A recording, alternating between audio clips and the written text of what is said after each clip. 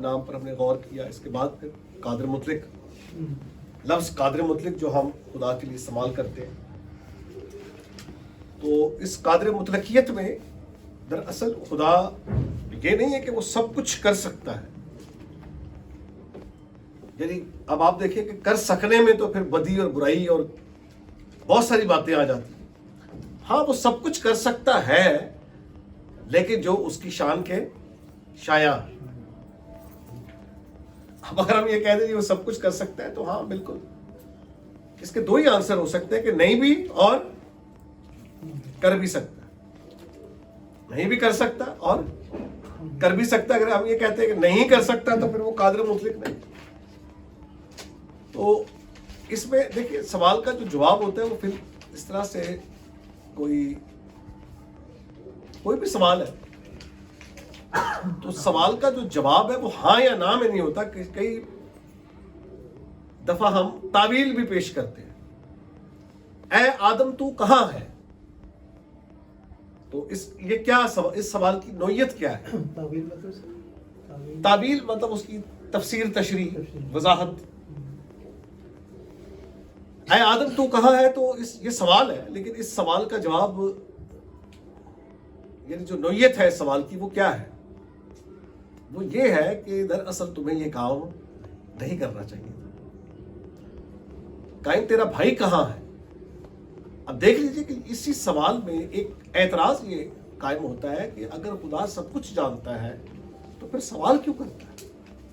تو کسی کا بھی سوال کرنا ضروری نہیں ہے کہ وہ یعنی ایسا ہی سوال اگر کہ تو نے یہ کیا کیا ہے تو ضروری نہیں ہے کہ وہ جانتا ہے، لیکن اب وہ جاننا مطلب کسی کے منہ سے یہ سننا چاہ رہا ہے. اس کا جو دوسرا پہلو ہے وہ یہ ہے کہ تمہیں ایسا نہیں کرنا چاہیے تھا. اے آدم تو کہاں ہے؟ تو اس کا مطلب یہ ہے کہ جہاں تجھے رکھا گیا تھا اب تو وہاں نہیں ہے. پھر آگے جب آپ آتے ہیں تو وہاں لکھا ہے کہ میں دیکھنے کے لیے اترا ہوں کہ جیسا میں نے سنا انہوں نے ویسا ہی کیا ہے. تو یہ تصدیق ہے، عملی تصدیق ہے. اب خدا اترا، پہلی بات تو یہ کہ خدا کو اترنے کی ضرورت ہی نہیں ہے. وجہ کیونکہ وہ ہر جگہ موجود ہے. تو جب ایک ذات ہر جگہ موجود ہے تو پھر اس کے اترنے اور چڑھنے سے کیا مراد ہے سوائے اس کے کہ یہ اس کا مینیفسٹیشن ہے، ظہور کے معنی. تو یہاں پر بھی ایک صورتحال ایسی نظر آتی. اب یہ سوال کہ قادر کیا خدا سب کچھ کر سکتا ہے؟ ہاں سب کچھ کر سکتا ہے جس کا وہ ارادہ کرتا ہے. جس کرنے کے لیے اس کی حکمت اسے ارادہ کرنے کی بنیاد مہیا کرتی ہے. اور وہ سب کچھ نہیں کر سکتا جو اس کی حکمت اس کے لیے بنیاد نہیں بنتی. یعنی اگر خدا حکمت سے ہٹ کر کام کرے تو پھر وہ حکیم بھی نہیں رہتا. حکیم بھی رہے اور قادر مطلق بھی رہے، صاحب ارادہ اور صاحب تخلیق بھی رہے تو پھر اس میں ساری چیزیں کاؤنٹ ہوتی ہیں. سب کچھ کو دیکھنا پڑتا ہے، سب کچھ کو مد نظر رکھ کر آپ بات کرتے ہیں. سو قادر مطلق ہونے کے حوالے سے یہی ہے کہ وہ سب کچھ کر سکتا ہے جس کا وہ ارادہ کرتا ہے، جس کے لیے اس سب کچھ کرنے کے لیے جس میں اس کی حکمت اس کے لیے بنیاد مہیا کرتی ہے. اپنے آپ کو وہ تباہ کر سکتا ہے. ملحدین کا یہ سوال ہے کہ اگر آپ کا خدا قادر مطلق ہے، سب کچھ کر سکتا ہے، تو کیا وہ اپنے آپ کو تباہ و برباد کر سکتا ہے؟ تو اپنے آپ کو تباہ و برباد کرنے میں حکمت کیا ہے؟ اس میں خدا کی شان کیا ہے؟ اس میں خدا کی کوئی شان، کوئی توقیر، کوئی عزت نظر نہیں آتی کہ وہ اپنے آپ کو تباہ کر لے اور پھر اپنے آپ کو وہ ختم کر دے. اس میں اس کی شان نہیں، یہ اس کی ذات شان کے شایع ہے. اچھا پھر وہ ایک ایسا پتھر بنا سکتا ہے جسے وہ خود ہی اٹھا نہ سکے. کیا خیال ہے ہری بھائی؟ کیا خدا ایسا پتھر بنا سکتا ہے کہ جسے وہ خود ہی اٹھا نہ سکے؟ خدا تو قادر مطلق ہے. تو کیا خدا کو ایسا پتھر بنا سکتا ہے جسے وہ خود اٹھا نہ سکے؟ اٹھا سکتا ہے. قدرت بنا اٹھائے گا وہ تو اس وقت ہے جب بنائے گا. جی. تو کیا بنا سکتا ہے ایسا پتھر؟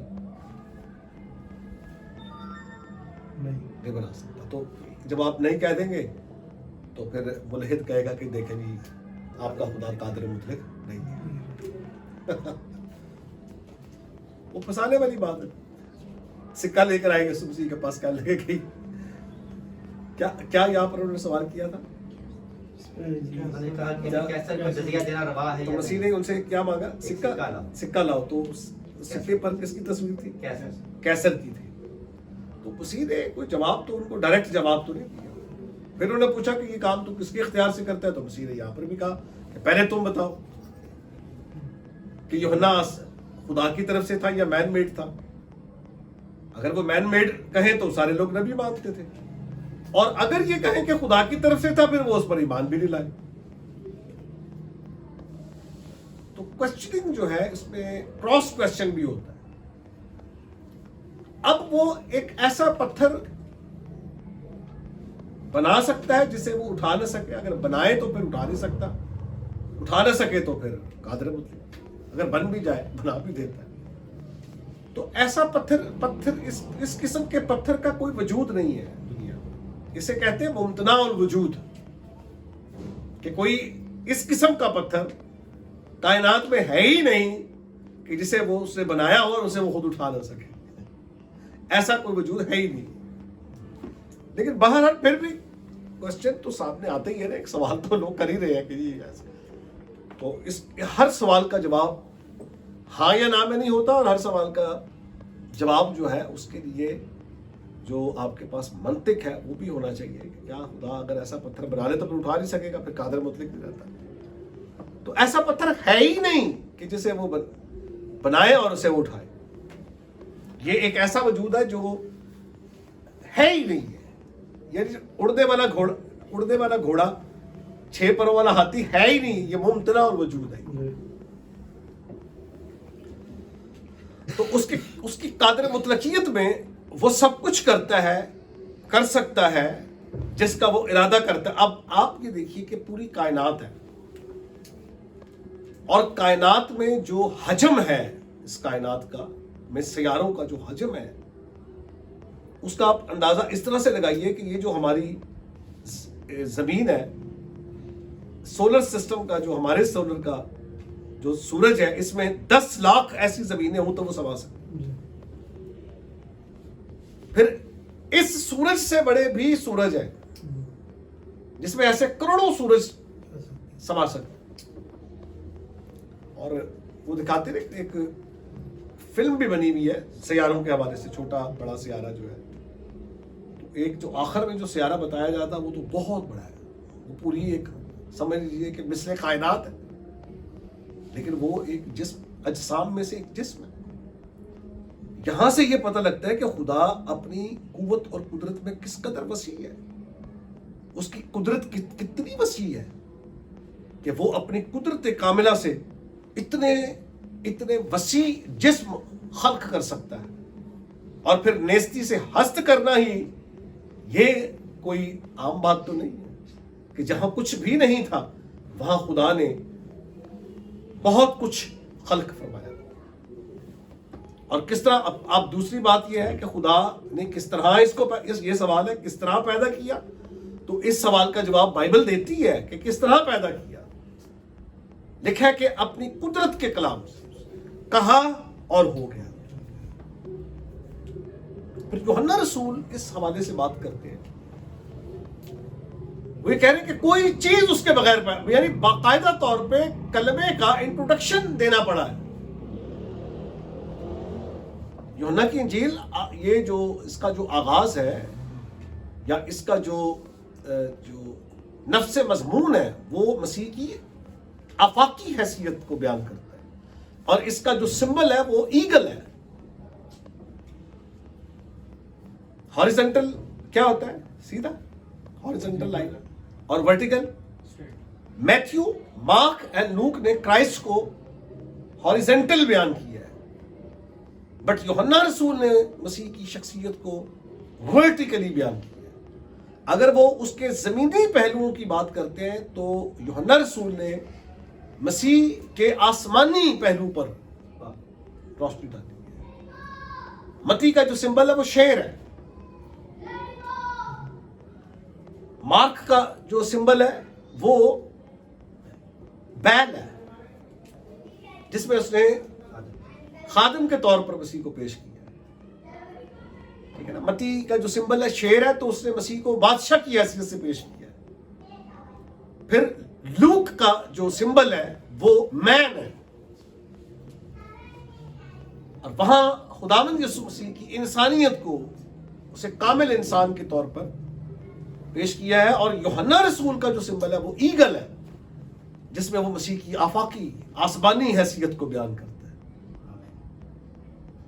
تو اب جب وہ بیان کرتا ہے مسیح کی جو آسمانی اور الہی حیثیت ہے, تو اس میں وہ آغاز کرتا ہے ابتدا میں کلمہ کا, اور اس ابتدا کا تعلق جڑ جاتا ہے پیدائش کے پہلے باب کی پہلی آیت کے ابتدا سے. یعنی کائنات کی ابتدا سے بھی پہلے ایک طاقت, ایک پرسنالٹی موجود تھی, جسے وہ کہتا ہے کہ وہ خدا کے ساتھ تھی.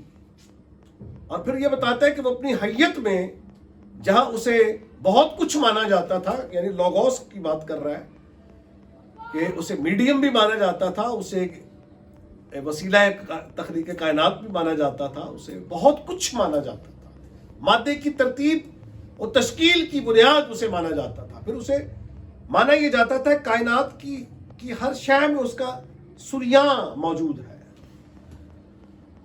وہاں اس نے اس کی پرسنالٹی کا, اس کی ڈیوینٹی کا اعلان کیا کہ وہ خدا ہے. پھر کہتے ہیں کہ کوئی چیز بھی اس کے بغیر پیدا نہیں ہوئی, جو کچھ بھی پیدا ہوا اس کے وسیلے سے. اور پھر کلوسیوں کا خط لکھتے ہوئے پولس رسول سے آگے بڑھ کر کہتا ہے کہ اس کے وسیلے سے وہ اندیکھے خدا کی صورت اور تمام مخلوقات سے پہلے مولود ہے. اس کا مطلب یہ ہے, حقیقت اس کی جو صورت سے مراد یہ ہے کہ جو حقیقت اور ماہیت باپ کی ہے, کیونکہ وہ اندیکھے خدا کی صورت ہے, تو جو حقیقت اور ماہیت باپ کی ہے وہی حقیقت اور ماہیت بیٹے کی ہے, مسیح کی ہے. اور عبرانیوں کا مصنف کہتا ہے کہ وہ اس کے جلال کا پرتاؤ اور اس کی ذات کا نقش ہے.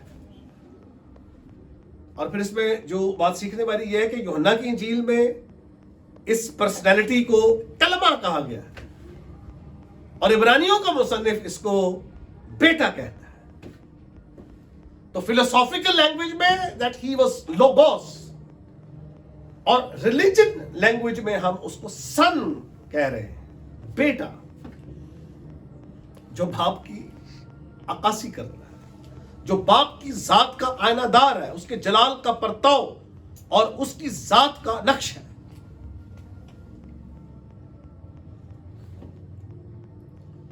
اسٹمپ ہے وہ, یعنی جو نقوش, جو مہر ہے اور اس کی جو چھاپ ہے, وہ اپنے نقوش میں, اپنے خط و خال میں, اپنی صفات میں سیم ہے, ایک جیسے ہے.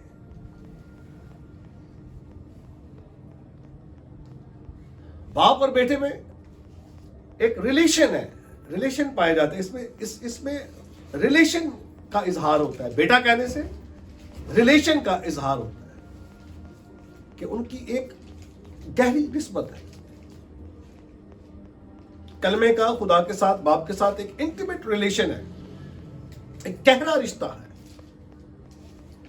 اور پھر اسی کلمے کو مظہر خدا کے طور پر بھی پیش کیا گیا ہے کہ خدا کو کبھی کسی نے نہیں دیکھا, اکلوتا بیٹا جو باپ کی گود میں ہے اس نے ظاہر کیا.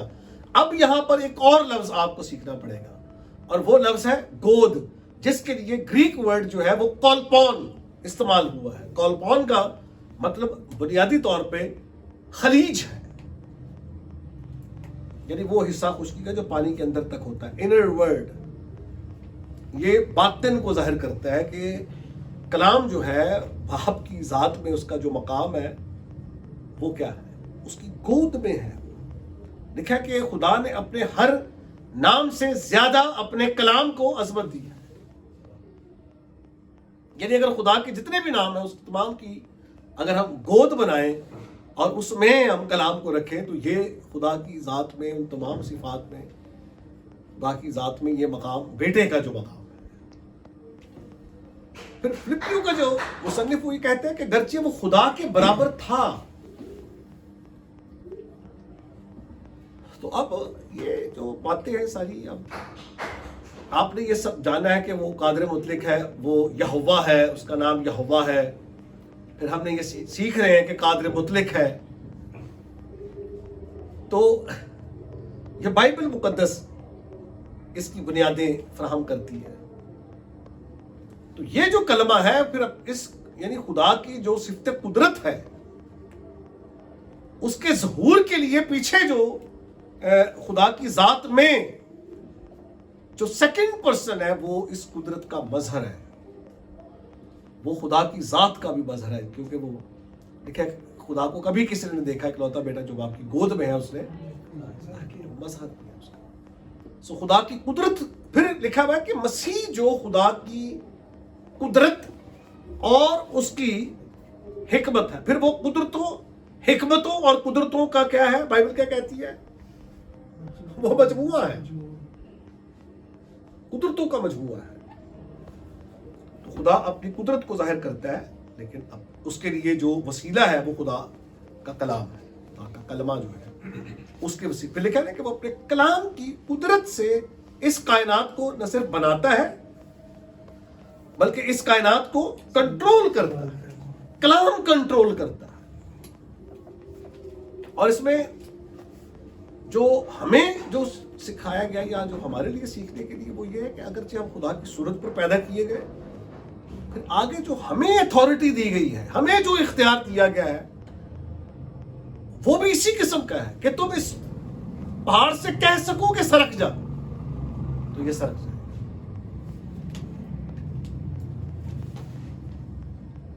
پھر آگے جو ہمارے پاس اختیار ہے، اب دیکھیے نا، علیشا نے جہازی سے کہا کہ اس سے پوچھو کہ اس کے پاس کیا نہیں ہے، تو اس نے کہا اولاد نہیں ہے. تو پھر علیشا نے کیا کہا تھا کہ اگلے سال معین وقت پر تیرا بیٹا ہوگا. بائبل یہ کہتی ہے کہ وہ اپنے رسولوں کے کلام اور ان کی مصلحت کو، اپنے خادموں کی مصلحت کو پورا کرتا ہے. یرمیہ کے حوالے سے لکھا ہے کہ دیکھ میں نے اپنا کلام تیرے منہ میں ڈال دیا. یعنی اب جو قدرت خدا کی ظاہر ہو رہی ہے اس میں اب جو ٹولز ہیں، وسائل ہیں خدا کے، وہ خادم ہیں، اس کے رسول ہیں، اس کے خادم ہیں، جن کے وسیلے سے خدا کی قدرت جو ہے وہ ظاہر ہو رہی ہے.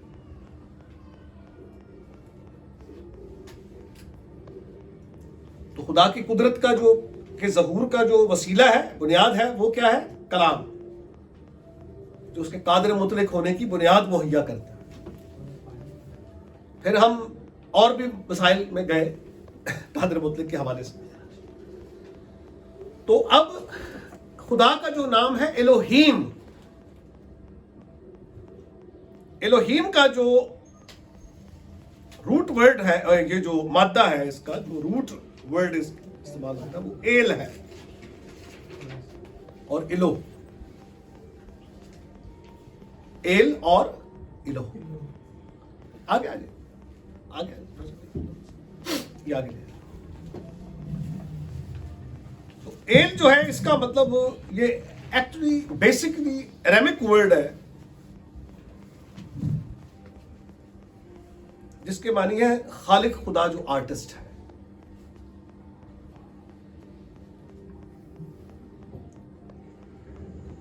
الہ جو لفظ ہے، الہ کا مطلب معبود بھی ہے، جس کی عبادت کی جائے. الہ अरेबिक वर्ड है ये। एल इब्रानी है, एली मेरा खुदा इब्रानी तरकीब है ये, एलूही अरेबिक तरकीब। जहाँ चौथा कलमा है ना, एलूही मरकस बयान करता है, तो मरकस में एलूही लफ्ज आता है ना, तो वो अरेबिक लैंग्वेज है वहां पे। मत्ती एली एली की बात कर रहा है, वो हिब्रू लैंग्वेज। सबसे पहला जो लफ्ज इस्तेमाल हुआ बाइबल मुकद्दस में, सबसे पहला, और पूरी बाइबल में 2500 से ज्यादा बार इस्तेमाल होने वाला लफ्ज एलोहीम है। लफ्ज एलोहीम का जो सिंगुलर है वो एल, नसर में एल, नसर में यानी जो लिखाई में जो आता है वो एल है, और शायरी में इलोह के तौर पर इस्तेमाल होता है, नज़म में इलोह के तौर पर। और इसका जो मतलब है वो यही है, कादिर खुदा या मालिक या खालिक खुदा, जो आर्टिस्ट है, माबूद। बाइबल मुकद्दस में सबसे पहला जो लफ्ज इस्तेमाल हुआ है वो एलोहीम है। बेरेशीत 12 एलोहीम एत हशमायम व इथारिस, इब्तिदा में खल्क किया खुदाओं ने। बेरेशीत 12 एल नहीं है, एलोहीम है। तो इसका तर्जुमा आप क्या करेंगे? तो याद रखिए कि हर जगह लफ्जी तर्जुमा नहीं होता। इसके 8000 से जायद जो तराजिम हैं पूरी दुनिया में, बाइबल के जितने भी तर्जुमे हुए हैं, इब्रानी के अलावा जितने भी तर्जुमे हैं, उन सब में ये बतौर वाहिद इस्तेमाल हुआ है। इब्तिदा में खुदा ने पैदा किया आसमान, इन आर्खे अपोइस एंड हो थियोस, थियोय नहीं इस्तेमाल हुआ। ग्रीक में सेप्टुजिंट में थियोस लफ्ज इस्तेमाल हुआ। फिर इसके लिए जो फारसी जुबान में वो है दर इब्तदा खुदा, आसमान हाँ जमीन रा फरीद, खुदा ने पैदा किया। उर्दू में भी खुदा ही है। इंग्लिश में in the beginning God created the heavens and earth, not gods created the heavens and earth. अब देखें ना, अब मजबूरी तर्जुमा करने में कितनी बड़ी मजबूरी है कि आप उसका तर्जुमा गॉड्स नहीं करते, आप उसका तर्जुमा गॉड करते हैं। वजह क्या है? वजह यह है कि here O Israel, Lord our God our God is one Lord। सुन है इस्राइल, खुदावंद हमारा खुदा एक ही खुदा है। शिमा इस्राइल यहवे एलोहेनु यहवे एखाद, ये है एखाद है वो, ये यहां सीखने वाली बात है। एखाद is not actually used for absolute oneness but compound oneness।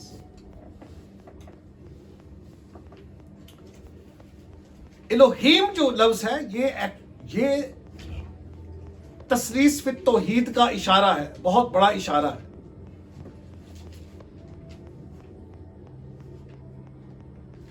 अतनासियस के अकीदे में लिखा है बाप भी खालिक है, बेटा भी खालिक है, रूह कुछ भी खालिक है, ताहम तीन खालिक नहीं बल्कि एक ही खालिक है। तो ये जात की बात हो रही है, और उस जात का नाम क्या है? याहवे, यहोवा।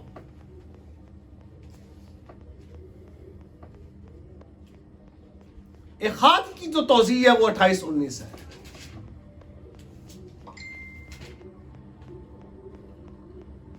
जाओ सब कौमों को शागिर्द बनाओ और उनको बाप और बेटे और उनको उसके नाम से।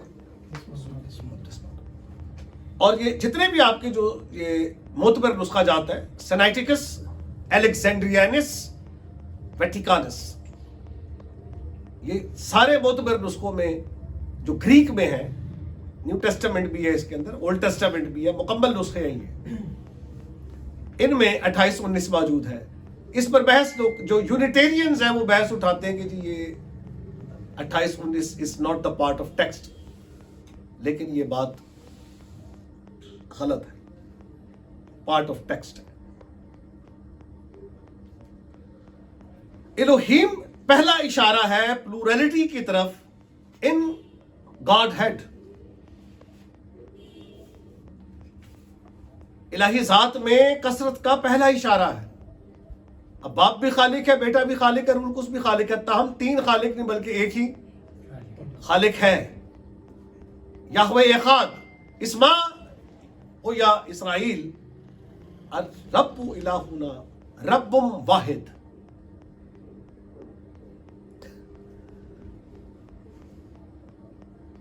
احد نہیں، واحد. واحد سے جمع میں بھی آتا ہے عربی میں. ہاں واحد جو ہے وہ جمع میں ہاں آتا ہے. نہیں ہے تو سنگولر ہے، لیکن اردو میں جمع میں آتا ہے یا عربی میں سے جمع میں؟ نہیں نہیں جب ہے واحد ہے، یہ ٹھیک ہے. واحد لفظ ہے ہی واحد، سنگولر ہے نا. میں سنتا تھا نا، وہ کہتے ہیں کلو واحد، مطلب سارے ایک. ہاں تو یہ بطور واحد ہے. جمع. واحد لفظ ہونے کے اعتبار سے تو سنگولر ہے، لیکن اس کا استعمال پلورلٹی کے لیے بھی ہوتا ہے. وہ سب ایک جگہ جمع تھے، نہ کوئی مرد رہا نہ کوئی عورت، بلکہ ہم سب مسیح یسوع میں ایک ہیں. اور گریک میں جو ورڈ استعمال ہوتا ہے وہ ہائس لفظ استعمال ہوتا ہے ایک کے لیے، ہائس، میاں، MIA، میاں. اور ایک ہے ہین ورڈ استعمال. اب ایسے یہ جان 10:30 میں کیا کہہ رہے ہیں؟ ایگو ایمی کائے ہو پاٹر ہین اسمن، I and the Father, we are one. اب یہاں we کیا ہے؟ پلورل پروناؤن ہے we. آؤ ہم انسان کو اپنی صورت اور شبیہ کی مانند بنائیں. تو یہ جو ہم ہے پلورل پروناؤن جو ہے ایکچولی یہ الہی ذات میں اقانیم ثلاثہ کی غمازی کرتا ہے. آگے وضاحت ہو جاتی ہے. تثلیث ایک اہم موضوع ہے. ظاہر سی بات ہے کہ کرسچن کانسیپٹ آف گاڈ ہے، اور ہمیں یہ بھی کہنے میں دقت ہوتی ہے God is a person, but God is a try personal but try personal. God is personal but try personal. We are unipersonal. Angel is unipersonal. Man is unipersonal. But God is tripersonal. انسان ایک ہی ذات ہے. اس ایک ذات میں اس کے پاس ایک شخص ہے. فرشتہ ایک ذات ہے، اس ذات میں اس کے پاس ایک شخص ہے.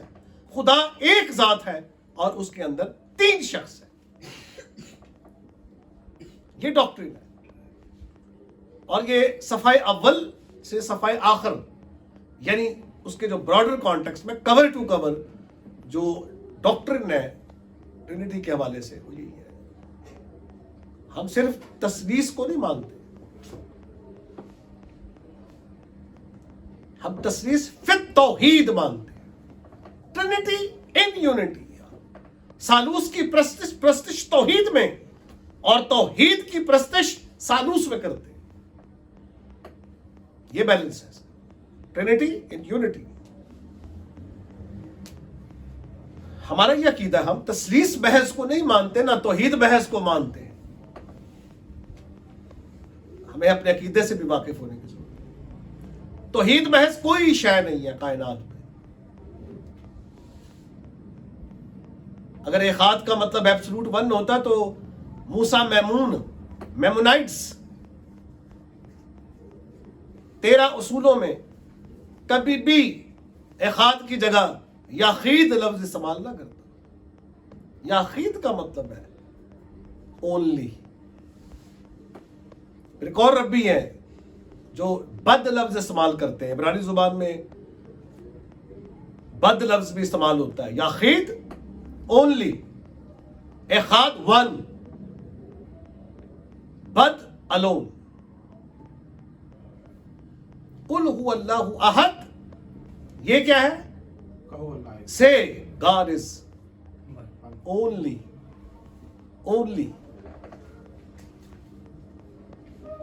واحد محض, اور واحد محض کی اس کائنات میں کوئی مثال نہیں ہے.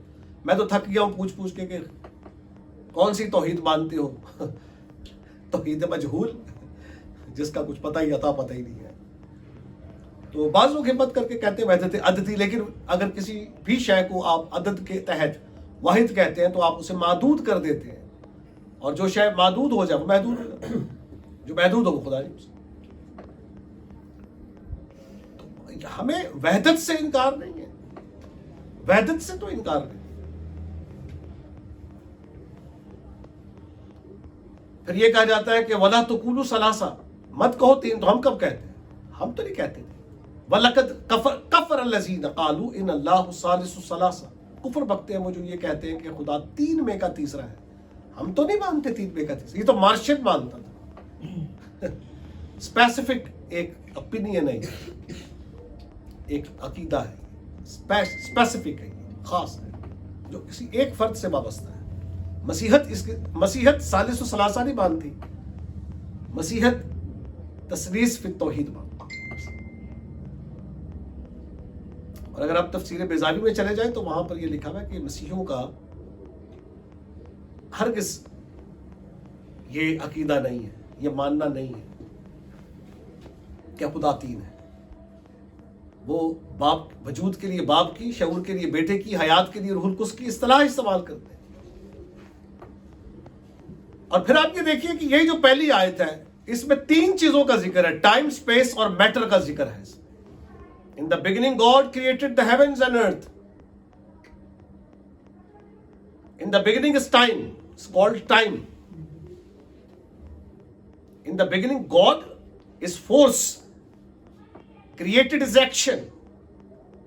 God created the heavens. Heavens is space. And earth is matter. تو اس میں ٹائم, اسپیس اور میٹر.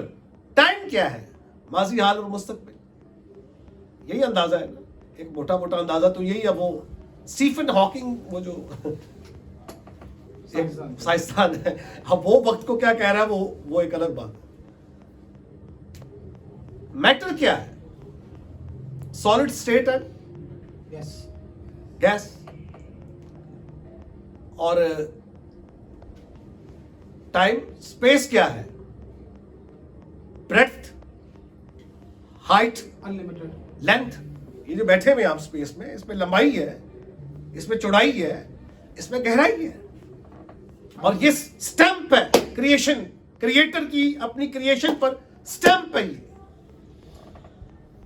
اب آپ دیکھیے نا کہ ماضی حال نہیں ہے, حال ماضی مستقبل حال تینوں میں ایک تمیز ہے, لیکن ان کی اکائی کیا ہے؟ وقت, ٹائم. گزرا ہوا جو کچھ بھی ہے کل وہ وقت ہے, جس میں آپ بیٹھے ہوئے ہیں یہ وقت ہے. حال آ رہا ہے جو وہ مستقبل ہے, بٹ ہے کیا؟ ٹائم. لیکن اس کو تین طرح سے ہم سمجھتے ہیں. میٹر کو آپ تین حالتوں میں بیان کرتے ہیں. اسپیس میں آپ لمبائی, چوڑائی, گہرائی کی بات کرتے ہیں. کوئی بھی وجود جو ہے وہ وجود شعور حیات کی بنیاد پر ہے. وجود ہے, شعور ہے اور حیات ہے. زندہ ہستی اپنے اندر یہ تین اوصاف رکھتی ہے. ان میں سے ایک چیز بھی مائنس کر دیں تو ذات ہی نہیں رہتی. وجود مائنس کر دیں تو شعور اور حیات کے لیے محل کیا ہے, جگہ کیا ہے. اب دیکھیے, ذات وہ مقام ہے نا جہاں شخص ایگزسٹ کرتا ہے. اب شخصیت ذات سے الگ نہیں ہے, الگ نہیں ہوتی, اس سے سیپریٹ نہیں ہوتی ہے. شخصیت ذات سے سیپریٹ, شخصیت ذات میں ہوتی ہے. کام ذات کرتی ہے اور شخص اس ذات سے کام لیتا ہے. دیکھتی آنکھ ہے, سنتا کان ہے, سوچتا ذہن ہے, بولنے کی صفت منہ کی صفت ہے, زبان کی. لیکن اس سے دیکھنے کا کام شخص لے رہا ہے, سننے کا کام شخص لے رہا ہے, سوچنے کا کام شخص لے رہا ہے. وہ پرسن ہے. پرسن کیا چیز ہے؟ ایموشن, انٹلیکٹ اور ول کا نام پرسن ہے. یہ یاد رکھیں, موٹی موٹی باتیں ہیں یہ ساری. یہ خود آگاہ شخصیت, صاحب ارادہ, جذبات اور احساسات, وہ عقل ہوتا ہے. Intellect, emotions and will is called personality. Person آپ کہہ لیجیے, پرسن جو ہے وہ مین کے لیے بھی استعمال ہوتا ہے, لیکن person individual substance of the rational nature کے لیے بھی استعمال ہوتا ہے. یعنی وہ ذات جو بے جسم ہو لیکن اپنے اندر انٹلیکٹ رکھتی ہو, خود آگاہ ہو, سیلف اویئر ہو, وہ پرسن کہلاتی ہے. خود آگاہ ہونا ہی ایکچوئل جو ہے وہ خاصہ شخصیت ہے. میں انسان ہوں, مجھے پتا ہے میں انسان. فرشتے کو پتا ہے کہ میں فرشتہ ہوں. خدا کو معلوم ہے میں خدا ہوں. لیکن ایک شیر کو معلوم ہے کہ وہ شیر ہے, اس میں خود دانی نہیں ہے, اسی لیے خدا دانی بھی نہیں ہے. ہم خود دان ہیں, اس لیے ہمارے اندر خدا دانی کا جو خلا ہے وہ بھی موجود ہے. اسی لیے ہم انسان ہیں اور وہ حیوان. حیوانات پرسنالٹیز نہیں ہیں, وہ وجود تو ہیں لیکن شخصیت نہیں ہے. تو الوہیم لفظ جو ہے یہ فرشتگان کے لیے بھی استعمال ہوا ہے. اب چھٹا باب جو بہت ہی زیادہ ایک اہم باب ہے بائبل مقدس میں. جو بائبل اسٹوڈنٹ ہیں, بگنرز ہیں, وہ سب سے پہلا سوال جو ٹیچر سے کرتے ہیں وہ یہی کرتے ہیں کہ بھائی سر یہ بتائیے کہ یہ خدا کے بیٹے کون تھے اور آدمی کی بیٹیاں کون تھی. سب سے پہلا سوال, کیونکہ وہاں پر لفظ جو استعمال ہوا وہ ہے بنی آدم بنی الوہیم.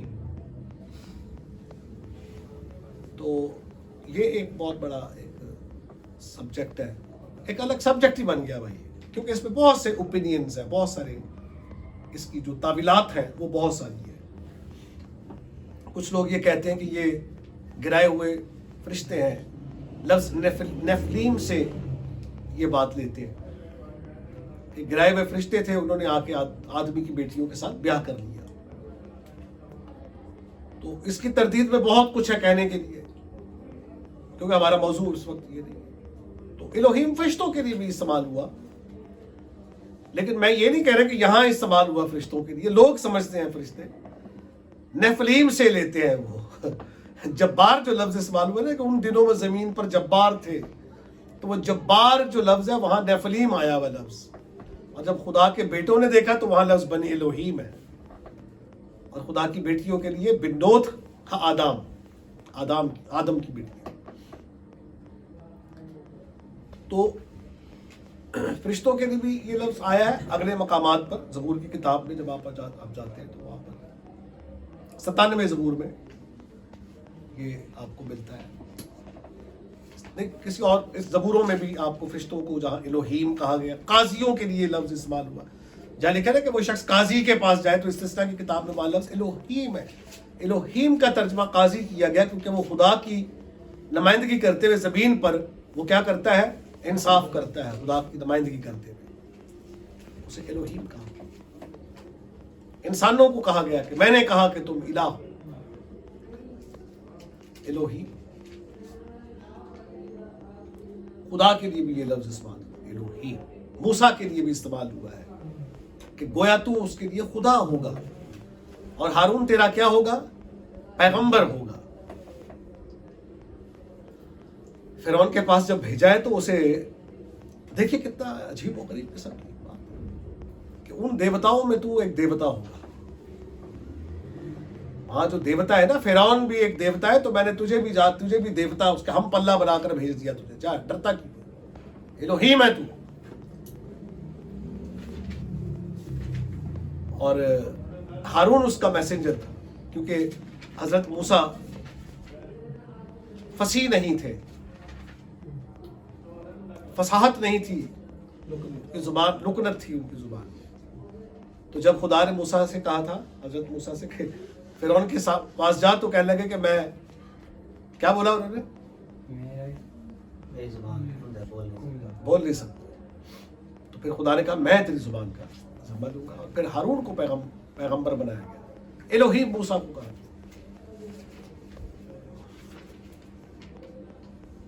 پھر مسیح کو جو خدا کہا گیا وہ ان معنی میں نہیں کہا گیا, کیونکہ ان تمام کو مجازی معنوں میں پیٹ کے لیے اپنے حوالہ پڑھا تھا لاسٹ ٹائم فلپیو, تو دیکھا کہ ان کا خدا پیٹ ہے. تو لفظ اگر پیٹ پر خدا کا استعمال تو یہ مجاز ہے. والی سور نے اپنے دل میں کیا کہا تھا؟ بائبل کیا کہتی, تو نے اپنا دل الہ کا سا بنایا, لیکن تو الہ نہیں ہے, تو خدا نہیں ہے. اور پھر آپ یہ دیکھیے کہ ابلیس کو کیا کہا گیا, اس جہان کا خدا کہا گیا ہے. کرنتھیوں 4:4 میں یہ کہا ہے اس جہان کے خدا نے ان کی آنکھوں کو اندھا کر دیا تاکہ خود مسیح کے جلال کی خوشخبری کی روشنی ان پر نہ پڑے. تو یہاں پر ابلیس کو خدا کہا گیا, لیکن یہ مجاز ہے, یہ حقیقت نہیں, یہ مجازی معنی ہے.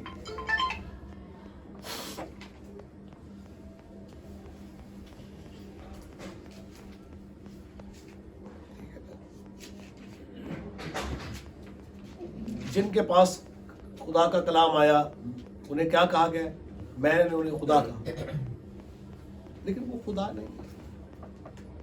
They are not God.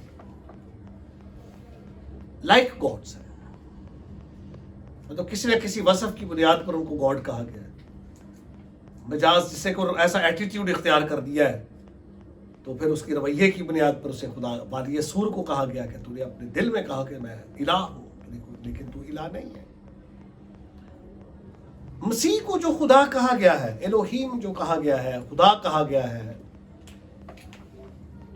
تو وہ دراصل مجاز میں نہیں کہا گیا ہے,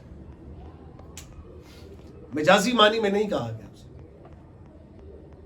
مسیح حقیقی معنی میں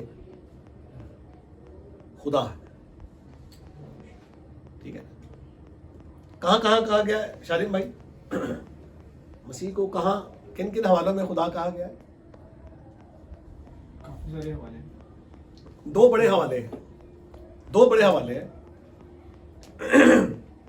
ابتدا میں کلام تھا, کلام خدا کے ساتھ تھا اور کلام خدا تھا.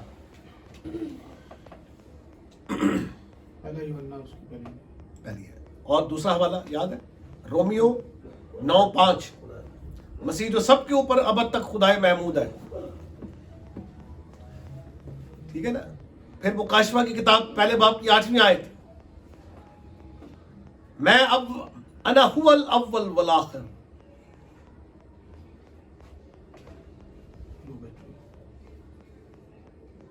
انا هو الاول والآخر, یہ خدائی دعویٰ ہے, میں اول اور آخر ہوں. ٹھیک ہے. پھر مسیح یہ کہہ رہے ہیں کہ 8:58 میں کہہ رہے ہیں کہ اس سے پیشتر کہ ابراہم تھا میں ہوں. اسکالرس کے مطابق جہاں بھی مسیح یسوع کا جو لفظ مسیح نے استعمال کیا, میں ہوں جو لفظ استعمال کیا, یہ ڈیوائن کلیم ہے. میں ہوں, جہاں 2 یا 3 میرے نام سے جمع ہے میں ان کے درمیان میں موجود ہوں. یہ ہے گاڈ. ٹھیک ہے نا. تو یہ چیزیں ساری جو ہے Can we say this like a divine word, divine language? Divine claim, Divine language is also. الہی دعویٰ. Also said about that in Old Testament میں بھی تو خدا نے یہ بولا تھا نا. میں ہوں, میں ہوں. میں ہوں کا لفظ استعمال ہوا ہے. الہی دعویٰ ہے یہ. ہاں میں ہوں ہے تو مطلب خدا کہہ رہے ہیں کہ وہ حضرت موسیٰ یہ کہہ رہے ہیں کہ جب وہ مجھ سے پوچھیں گے کہ ان کے تمہارے خدا کا نام کیا ہے تو میں انہیں کیا جواب دوں گا. تو تو پھر خدا نے وہاں ریویل کیا تھا اپنا نام کہ ان سے کہنا کہ جو ہوں میں ہوں نے تجھے. اچھا پھر آگے جا کر پھر جو خدا کہہ رہا ہے میں ہوں نے تجھے بھیجا ہے. آئی ایم ہو سینٹ. میں ہوں نے تجھے بھیجا ہے. آئی ایم نے تجھے بھیجا ہے. تو یہ جو ایگو ایمی جو لفظ استعمال ہو رہا ہے ایگو ایمی ہو آن جو ہوں سو میں ہوں اخیے اشر اخیے. تو یہ جو ہے یہ روٹ ہے یہوے کا روٹ ہے. میں ہوں ذات کا تعارف ہے.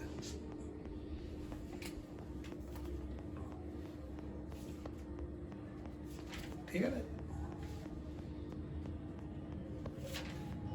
وجود ہستی اور وجود کے معنی پائے جاتے ہیں. ہستی تو اس پہ کافی ہم نے بات کی تھی ہستی. تو الوہیم جو لفظ ہے یاد رکھیے کہ خدا پر بھی اس کا اطلاق ہے اس لفظ کا, فرشتوں پر بھی اس کا اطلاق ہے, انسان پر بھی اس کا اطلاق ہوا. حضرت موسیٰ کو بھی الوہیم کہا گیا ہے. ٹھیک ہے. اور غیر معبودوں کو بھی جہاں بھی لفظ ہے نا کہ معبود جمع میں آئے وہاں لفظ الوہیم ہے. الوہیم لفظ کامن ورڈ, کامن ہے, کامن ناؤن ہے, پلورل ہے لیکن کامن ناؤن ہے. اور یہوے پراپر ہے, personal name of God is Yahweh. تو یہوے جو ہے اس کی ہستی کو بیان کرتا ہے, اس کے وجود کو بیان کرتا ہے, ذات کو بیان کرتا ہے. اور باقی جو نام ہے وہ صفاتی نام ہے اس کے. ٹھیک ہے نا. خالق ہونا, مالک ہونا, یہ اس کے صفاتی نام.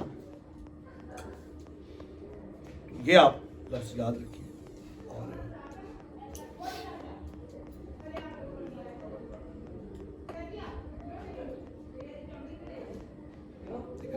یہوے سیکھ لیا ہم نے, پھر قادر مطلق پہ غور کیا ہم نے, پھر آج ہم نے الوہیم لفظ پر غور کیا. ایل لفظ پر اور الوہیم. ایل جو ہے یہ واحد ہے اور الوہیم پلورل ہے. تو پھر اس کو آگے دیکھنا پڑتا ہے.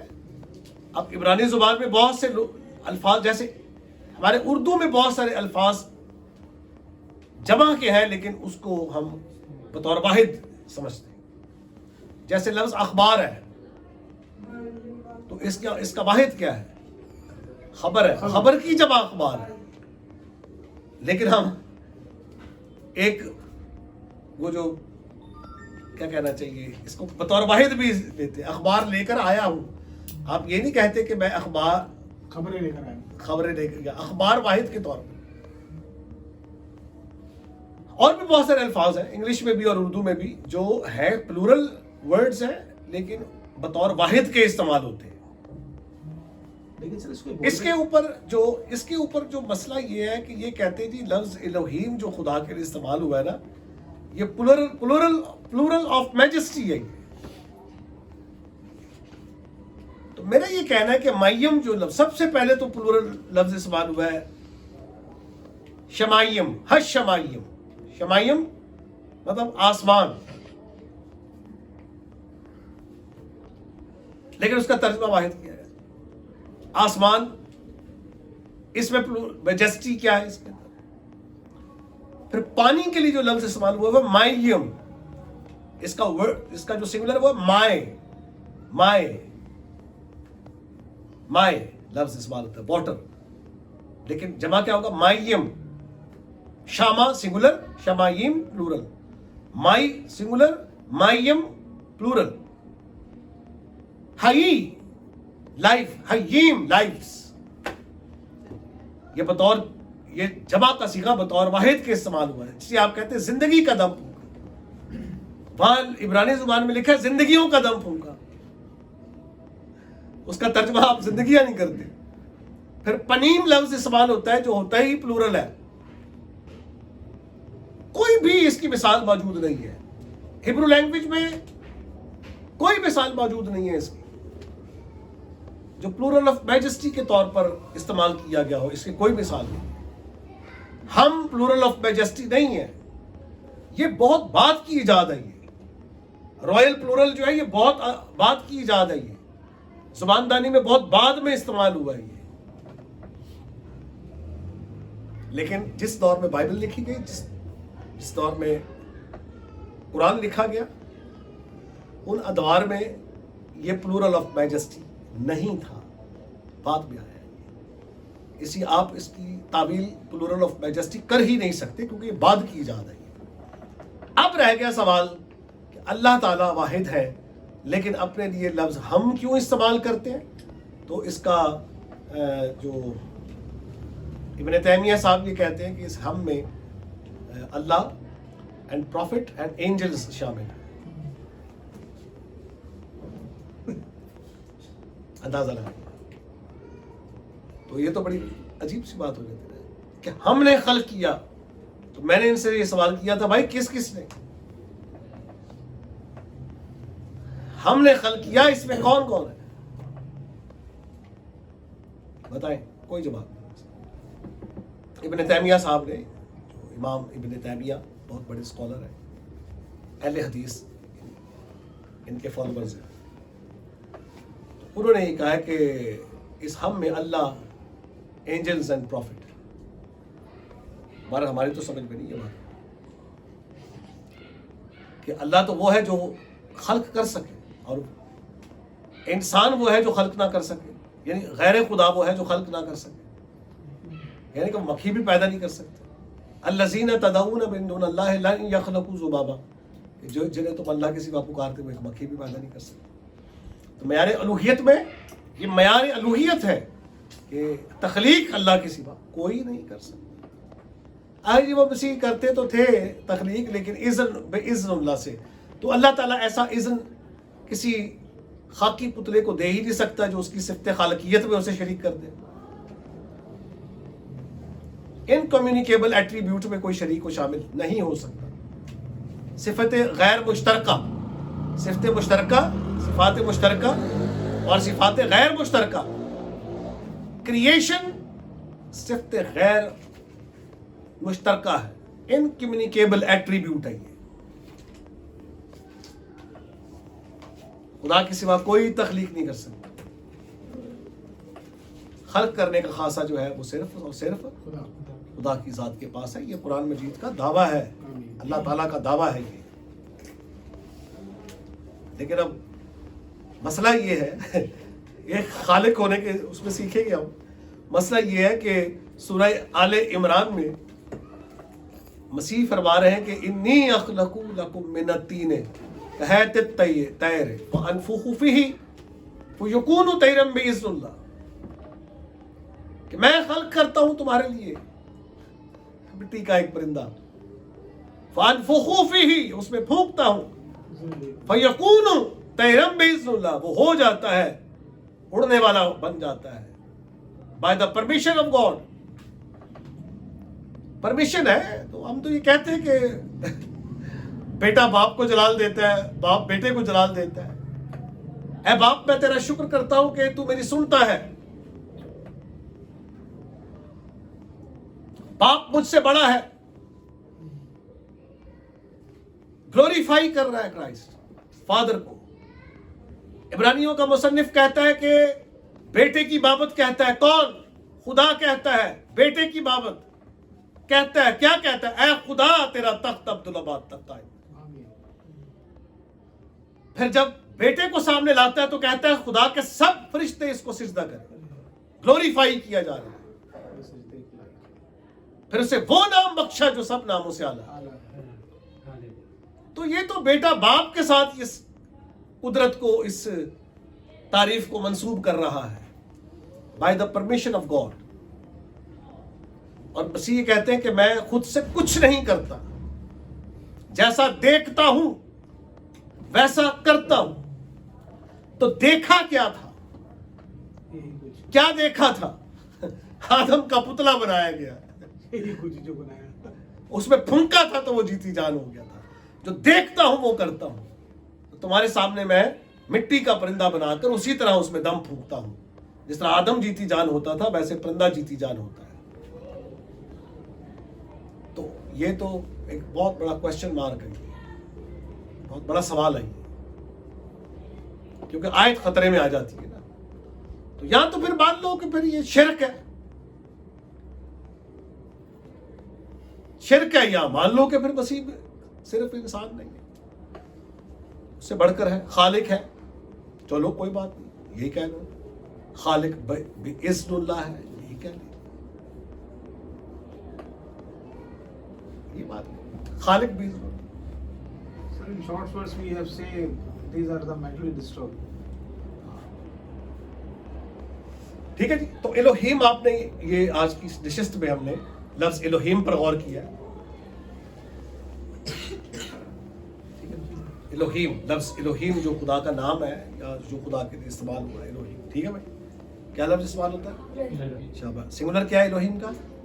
ایل، صحیح، اور نظم میں کیسے استعمال ہوتا ہے یہ؟ الوہ کے طور پر، ٹھیک ہے، ایل اس کی عبرانی ترکیب ہے، الوہ اس کی ارامی ترتیب ہے، ٹھیک ہے، ترکیب ہے۔ تو اس کے لفظ الوہیم جو خدا کے لیے بھی استعمال ہوا، یہ لفظ فرشتوں کے لیے بھی استعمال ہوا ہے، انسان کے لیے بھی، حضرت موسیٰ کے لیے بھی استعمال ہوا، اور اس طرح سے اس کا جو استعمال ہے وہ، لیکن اچھا یہ کہاں خدا کے لیے استعمال ہوتا ہے؟ تو پھر ایکچوئل اس یہ سیاق و سباق بتاتا ہے کہ یہاں پر جو لفظ الوہیم ہوا یہ کس اعتبار سے استعمال ہوا ہے، ٹھیک ہے نا؟ تو اس کے لیے اور بھی کچھ چیزیں بتائی ہیں اسکالرس نے، جو ایماندان ہیں، انہوں نے بتایا کہ مطلب جیسے یہ میں آپ کو پھر دوبارہ اس کے حوالے سے بات کروں گا۔ تو آج الوہیم پہ بھی غور کیا، پھر اسی طرح خدا کے اور جو نام ہے، ادون پر ہم نے کیا ہے، اس پہ ادون پہ ہم بات کریں گے، بہت